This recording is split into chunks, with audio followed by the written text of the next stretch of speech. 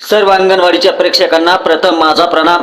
मराठा आरक्षणाच्या लढ्यात आणि अंगणवाडी सेविकांच्या न्यायाच्या लढ्यात आपण खूप असे जिकरीचे प्रयत्न केले, पण म्हणावे तसे यश आपणास प्राप्त झाले नाही। शासनाने अतिशय चाणाक्ष रीतीने आपला कोणताही प्रश्न न सोडवता स्वतःचा प्रश्न हा मार्गी लावला, तेही शासनाच्या कोणत्याही प्रतिमेस गालबोट न लावता।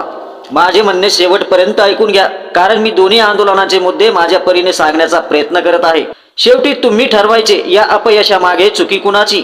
आज प्रत्येकाला वाटते मराठा आरक्षणाचा मुद्दा हा यशस्वी झाला, मराठ्यांना आरक्षण हे मिळाले, तसा आनंदही सर्वत्र साजरा केला जात आहे। पण माझ्या मते मराठ्यांना आरक्षण हे मिळालेच नाही।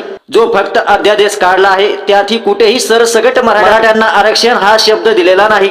त्यातही फक्त ज्यांच्या कुणबी नोंदी सापडल्या आहेत त्यांनाच आरक्षणाचे प्रमाणपत्र हे देणार असे स्पष्ट करण्यात आलेले आहे। त्यातही संपूर्ण कायदेशीर बाबी पूर्ण करण्यासाठी 16 फेब्रुवारी ही तारीख मागवण्यात आलेली आहे। किचकट नियमावली यातही दिलेले आहे। सर्वात महत्वाचा मुद्दा म्हणजे पितृसत्ताक पद्धत। मग मुंबईहून परत येताना आपण नवीन असे काय आणले?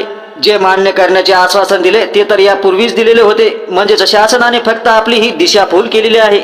आता वळूया आपण अंगणवाडी कर्मचाऱ्यांच्या न्याय मागण्याकडे। या संपात आपण काय साध्य केले? कोणत्या मागण्यांचा GR काढून घेण्यास आपण यशस्वी झालो? मोबाईलची मागणी यापूर्वीच मान्य केलेली होती, तो तर आपणास मिळणारच होता।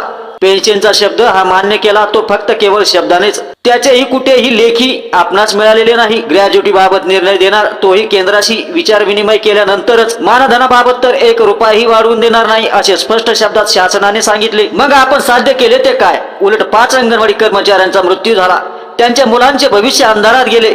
हे पाप नेमके माती मारायचे कुणाच्या? हा प्रश्नही जसाच तसाच। मग दोन्ही आंदोलनात विजय झाला तो शासनाचाच, पण आपण यात हरलो ते का?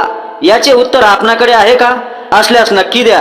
आणि पुढील माहितीसाठी अजूनही जर आपल्या या चॅनलला सबस्क्राईब केले नसेल तर प्रथमरित्या नक्कीच चॅनलला सबस्क्राईब करा आणि व्हिडिओस एक लाईक करा। धन्यवाद।